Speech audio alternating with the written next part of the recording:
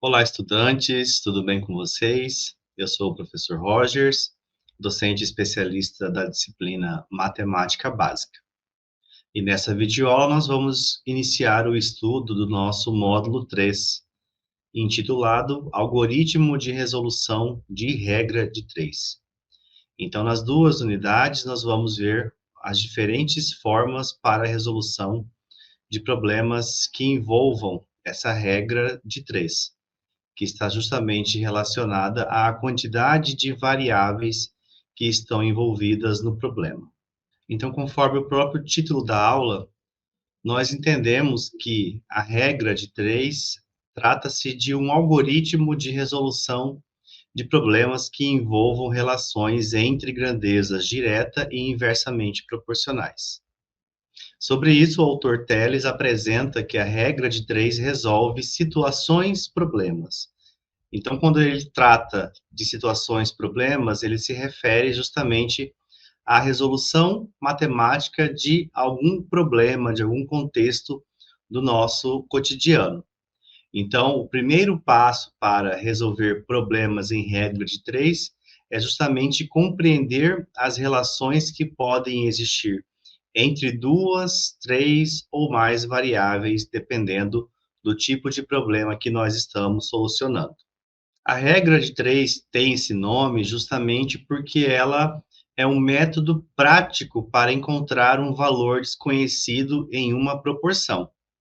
E você deve se recordar das videoaulas anteriores que uma proporção nada mais é do que uma equivalência entre duas razões. E uma razão é justamente a comparação entre duas grandezas. Uma grandeza que é chamada de antecedente e outra grandeza que é chamada de consequente. E aí, quando nós temos a equivalência entre essas duas razões, chegamos, portanto, em uma proporção. Logo, a proporção apresenta quatro termos. Dois termos que são chamados de extremos e dois termos que são chamados de meio. Então, a regra de 3 nos auxilia na resolução de problemas que envolvam um valor desconhecido dentro desta proporção. Por isso ela leva esse nome, regra de 3, porque três elementos são conhecidos dentro de uma equivalência entre duas razões, que é uma proporção. Para exemplificar essa questão, vamos considerar o seguinte problema: de quatro números que estão, nesta ordem, em uma situação de proporção, isto é, de uma equivalência entre duas razões. São eles os números 6, 8, 9 e 12. Então, você deve se recordar que a propriedade fundamental da proporção me garante que o produto dos meios é igual ao produto dos extremos. Logo, 6 está para 8, assim como 9 está para 12. Então, se algum desses termos for desconhecido ou estiver assumindo uma característica de ser uma incógnita a ser encontrada dentro desta proporção, fica mais fácil calculá-la quando a gente compreende que há uma equivalência entre duas razões. Então, por exemplo, se eu estiver interessado em ocultar o valor do número 8 dentro da proporção, nós ficamos, portanto, com uma equação de uma única incógnita. 6 está para x, assim como 9 está para 12. Assim, de acordo com a primeira razão, 6 está para x, assume uma relação de grandeza diretamente proporcional. Afinal, 6 para x deve ser equivalente à razão 9 para 12. Como de 9 para 12 houve um certo incremento de valores, é esperado também que aquele valor x seja maior do que 6. Então, a regra de 3, ela nos auxilia na resolução deste tipo de problema, para encontrar um valor desconhecido dentro de uma proporção, desde que nós compreendamos que relação existe entre os números que compõem as grandezas do problema. Castanheira 2012 nos apresenta que a regra de 3 é um algoritmo de resolução de problemas. E você deve saber que algoritmo é um termo bastante comum utilizado dentro da ciência da computação. E, como o próprio nome nos sugestiona, Algoritmo seria uma regrinha, uma receita para resolver determinados tipos de problema, ou seja, o cumprimento de algumas determinadas etapas até chegar no objetivo final que está sendo proposto ou pedido em determinado problema. Então, Castanheira elenca para a gente alguns passos, algumas etapas que são importantes e cruciais na hora de resolver problemas em regra de três. O passo 1 seria identificar quais são as grandezas envolvidas. E você deve se recordar da videoaula anterior, que grandeza é tudo aquilo que representa uma certa quantidade em uma determinada unidade de medida. Então, por isso que Tales apresenta que a regra de três resolve situações, problemas, ou seja, traz para uma resolução matemática problemas comuns, usuais, triviais do nosso cotidiano. Então, nós devemos enxergar matematicamente como que essas grandezas aparecem em determinados contextos dentro de problemas em regra de três. Para Castanheira, o passo 2 seria verificar se as grandezas são direta ou inversamente proporcionais. Então, uma vez identificada as grandezas no nosso passo 1, que é justamente verificar o que está sendo pedido ou o que está sendo colocado no contexto da questão, é justamente verificar se as grandezas estabelecem entre si uma relação primeiramente proporcional e se ela é do tipo direta e inversamente proporcional. E é aqui neste momento que justamente a sua compreensão de mundo é importante e necessária para verificar essa relação. Obviamente, nos contextos de problemas da nossa disciplina, essas grandezas serão proporcionais, elas vão ter uma constante proporcional envolvida nos problemas. Porém, será super necessário que você, enquanto estudante, verifique se essa relação é do tipo direta ou do tipo inversa. Castanheira coloca como passo 3 colocar flechas ao lado dos valores de cada coluna, identificando em que sentido as grandezas crescem. Em outras palavras, uma vez identificadas as grandezas, outra vez identificada a relação de proporcionalidade que pode haver entre elas, se é direta ou inversa, nós devemos colocar uma flecha no sentido do crescimento dos valores para representar essa relação. Ou seja, se as grandezas são diretas, ambas as flechas deverão estar no mesmo sentido, ou ambas para cima ou ambas para baixo. Porém, se as grandezas estabelecerem entre si uma relação inversa, é importante que nós coloquemos as flechas que representam o crescimento da grandeza de uma forma inversa, ou seja, enquanto uma flecha está para cima, a outra está para baixo e vice-versa. No passo 4, encontrar a proporção entre as grandezas. Isto, como nós vimos no início dessa videoaula, é fundamental e dá sentido à regra de três. Identificar um valor desconhecido numa proporção, conhecendo as outras três. Por isso, regra de três. Então, uma vez identificadas as grandezas, as relações e a flecha, essa flecha nos dá indício de como nós devemos organizar a proporção, isto é, de que forma que nós vamos escrever a equivalência entre as duas razões. Então, até o momento, nós estamos compreendendo o problema, ou seja, nós estamos identificando a partir dos elementos, do contexto que o problema nos traz, que relação que há entre as grandezas para somente então montar a proporção. E aí Castanheira coloca como o quinto e último passo determinar o valor da incógnita por meio das propriedades. Então nós vamos nos apropriar das propriedades de proporção para resolver matematicamente a proporção que foi colocada do passo 4. Então, para ficar mais claro, vamos ver alguns exemplos. Se 6 metros de arame custam R$ 390, quanto custarão 7 metros do mesmo arame? Então, veja que nós estamos resolvendo uma situação-problema, porque é uma situação bastante comum e trivial em contextos do nosso cotidiano. Nós estamos relacionando duas grandezas. Só lembrando que grandeza é aquilo que é medido em uma certa unidade de medida. Então, nós temos a grandeza comprimento do arame, neste caso, medido em metros, e a grandeza valor, que seria o custo da metragem deste arame, no caso, vendido em reais. E é importante salientar também que se trata do mesmo tipo de arame em ambos os contextos. No contexto em que 6 metros custam R$ 390, e nós queremos saber o custo do mesmo arame para o valor de 7 metros de comprimento. E dessa forma, com o nosso conhecimento prévio e com a nossa visão de mundo, nós sabemos que mais arames custarão mais reais, ou seja, há uma relação de proporcionalidade de forma direta entre essas duas variáveis. Então, por isso que nós organizamos um quadro que possa relacionar essas grandezas, tanto a grandeza comprimento do arame, quanto a grandeza custo.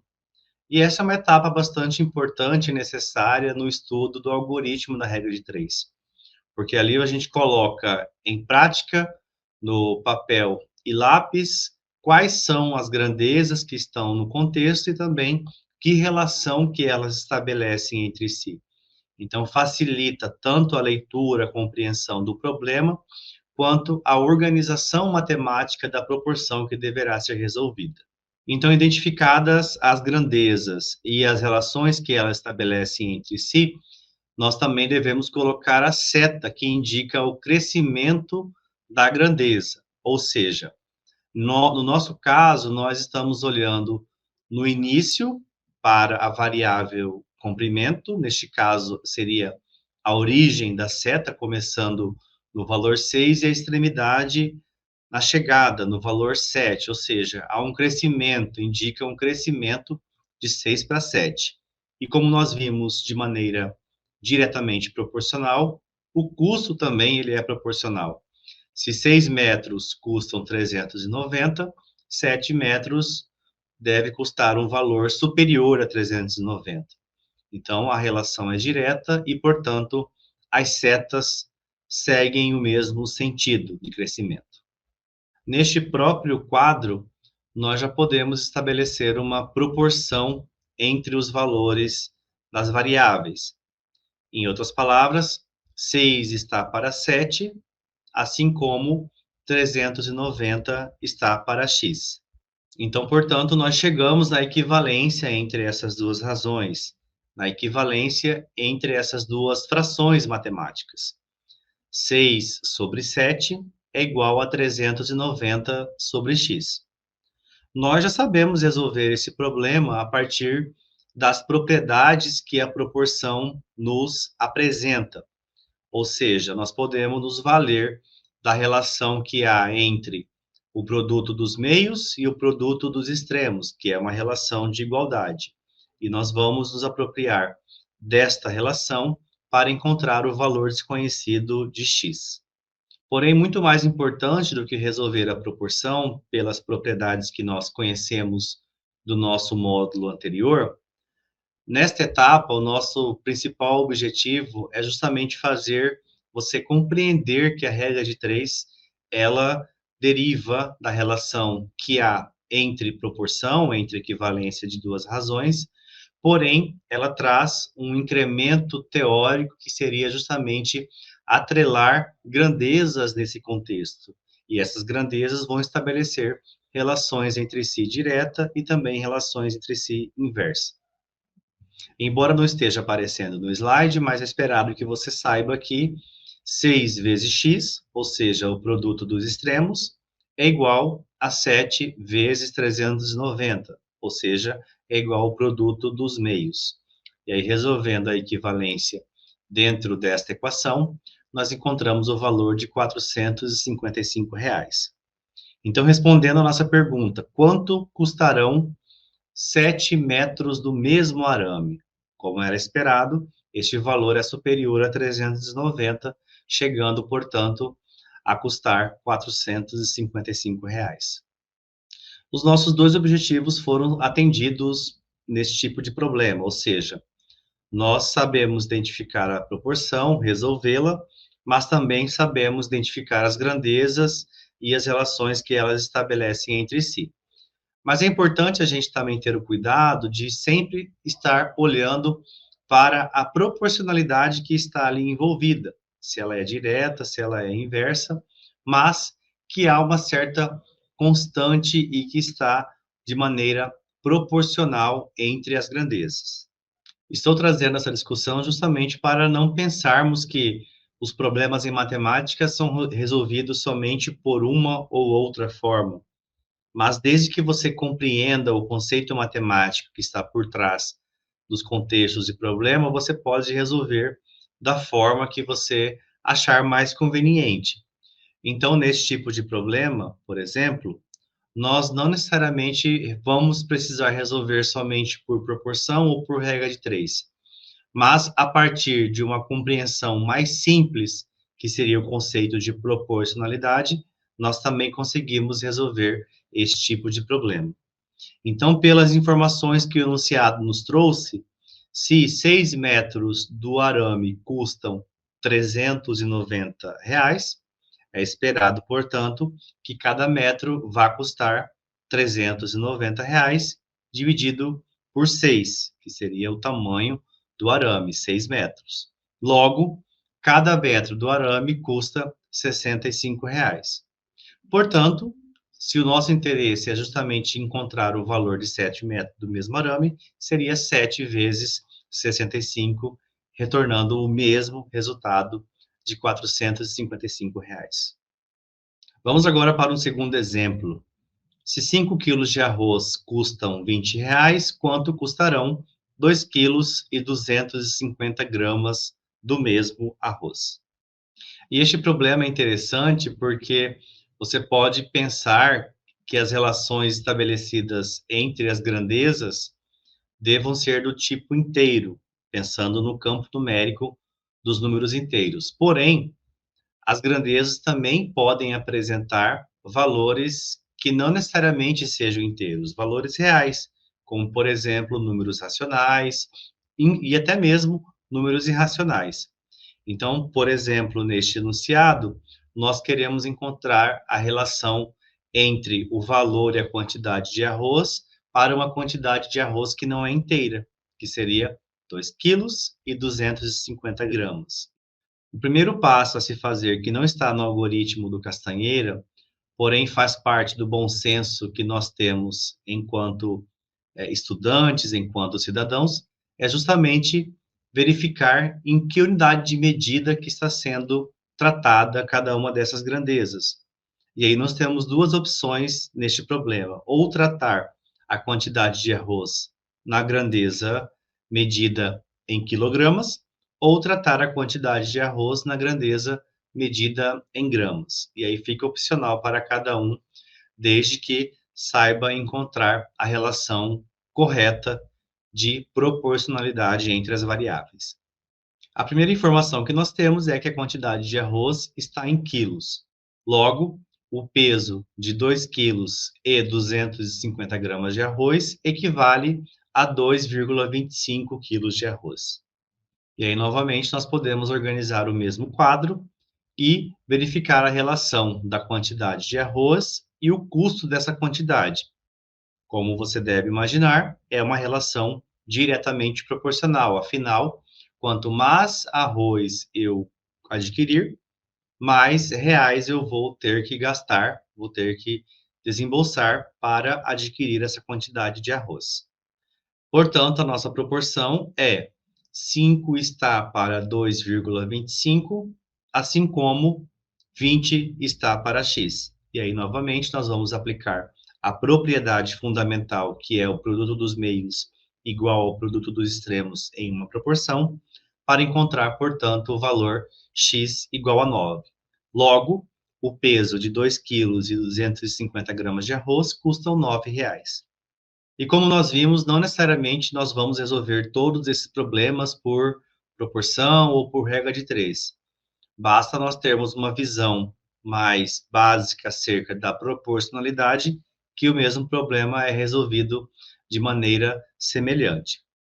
Então, denunciado, se nós temos 5 quilos de arroz no valor de R$ 20, é esperado que o quilo do arroz vá custar R$ 4. Logo, a sua quarta parte, que seria 250 gramas, custa R$ 1. E aí, se nós queremos o valor para adquirir 2,250 kg, nós devemos fazer 2 vezes 4, que seria a quantidade de arroz, vezes o valor de cada quilo, mais aquela parte extra, que seria 250 gramas, que seria a quarta parte do quilo do arroz, que no caso é R$ 1. Então, 2 vezes 4 mais 1 dá o mesmo resultado, que é R$ 9. E isso só corrobora com a nossa visão da videoaula anterior, que compreender relação entre grandezas direta ou inversamente proporcionais é muito mais importante do que somente verificar a relação que existe entre números que são diretamente proporcionais e números que são inversamente proporcionais. Porque a grandeza, além de trazer essa característica numérica da visão de quantidade, ela traz a unidade de medida dessa grandeza. Então, com seu conhecimento prévio e com a sua visão de mundo, você consegue estabelecer quem são os múltiplos e os submúltiplos de determinadas grandezas, como nesse caso, a grandeza quilograma, ela é um múltiplo da grandeza grama que nós adotamos nesse problema. Até o momento, nós trabalhamos com exemplos que são diretamente proporcionais. O exemplo 3 nos traz que, se 3 torneiras enchem um reservatório em 15 horas, em quanto tempo 5 torneiras encherão o mesmo reservatório? Então, é esperado que você conclua que quanto mais torneiras estejam enchendo o mesmo reservatório, e aí leia-se torneiras do mesmo tipo e com a mesma vazão, é esperado que em menos tempo você encha o mesmo reservatório. Então, veja que a quantidade de torneiras está numa relação inversa à quantidade de tempo necessário para encher esse reservatório. E este é um exemplo de grandezas que estabelecem entre si uma relação inversamente proporcional. Então, reparem a relação inversa que há entre a grandeza torneira e a grandeza tempo. Obviamente, quanto mais torneiras nós tivermos para encher o mesmo reservatório, em menos tempo o reservatório será cheio. Portanto, por se tratar de grandezas que não estão numa relação direta, não coloquemos a proporção tal qual está no quadro. Nós precisamos inverter uma das razões para que a equivalência seja possível. Então, neste caso, nós invertemos a relação que há dentro da variável tempo. 15 está para x, tal qual está no quadro, vai para a proporção como x está para 15. Afinal, torneiras e tempo são grandezas que estão numa relação inversa. Logo, a nossa proporção é 3 está para 5, assim como x está para 15. E aí, resolvendo a proporção pela propriedade fundamental, nós encontramos o valor de x igual a 9. Portanto, nós precisamos de 9 horas para encher o mesmo reservatório quando nós temos, portanto, 5 torneiras. O exemplo 4 nos traz que 8 máquinas iguais fabricam determinado número de peças em 15 dias. Em quantos dias? 12 máquinas iguais às primeiras fabricam o mesmo número de peças. Então, veja que nós estamos novamente salientando a importância de que as máquinas elas são iguais em ambos os contextos, tanto no contexto de 8 máquinas, quanto no contexto de 12 máquinas. Portanto, se trata da mesma máquina colocada no problema. É esperado que você compreenda que a relação estabelecida entre o número de máquinas e o número de dias seja uma relação inversamente proporcional. Afinal, se nós mantivermos fixo o número de peças a serem produzidas, quanto mais máquinas eu colocar para trabalhar e finalizar a entrega, menos tempo eu preciso para que isso seja possível para que isso seja finalizado. Portanto, máquinas e dias estão numa relação inversamente proporcional. E foi dessa forma que nós construímos esse quadro: máquinas e dias numa relação de flechas invertidas. E a nossa razão de dias fica numa situação inversa na hora de organizar a proporção. Portanto, enquanto que no quadro 8 máquinas precisam de 15 dias, 12 máquinas vão precisar de X dias. Então, nós invertemos a relação de dias de forma que a proporção fique 8 está para 12, assim como X está para 15. E, novamente, resolvendo a proporção, nós encontramos o valor de X igual a 10.